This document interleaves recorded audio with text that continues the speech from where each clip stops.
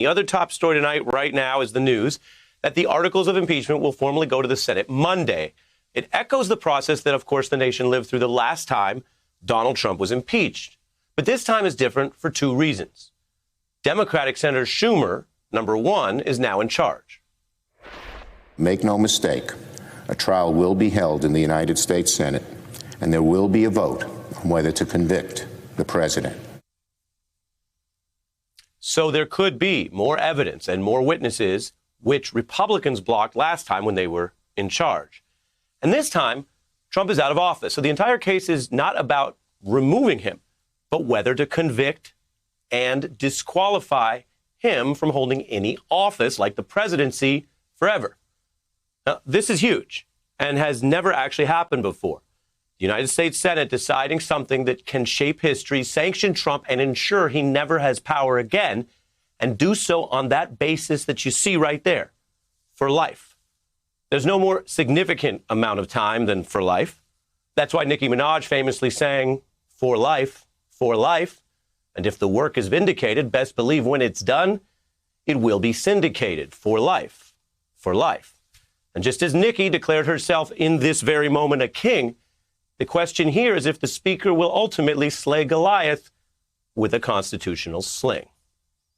Now we take that entire question out, and one of the few people who served as a senator juror, former U.S. Senator Russ Feingold, in the impeachment trial of Bill Clinton. Thanks for joining us. Thank you, Ari. It feels a little bit like one of your fallback Fridays because we were doing this last year at this time. You feel like you're falling back through history. I understand that, Senator. And yet, as mentioned, the big difference is with him out of office, it's not a question of removal. It's only the question of disqualification.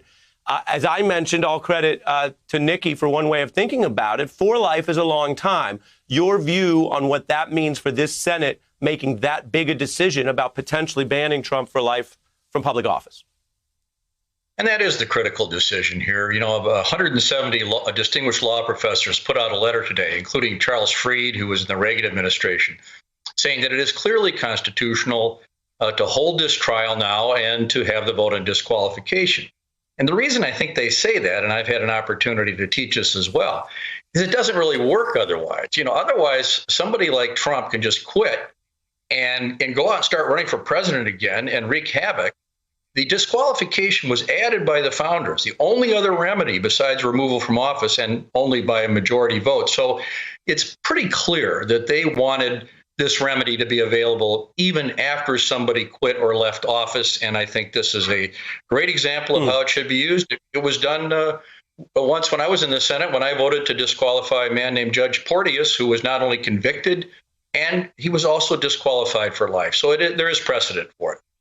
Hey, I'm Ari Melber from MSNBC. You can see more of our videos right here, or better yet, subscribe to our YouTube channel below. You could have been anywhere in the world, but you're here with us, and we appreciate that.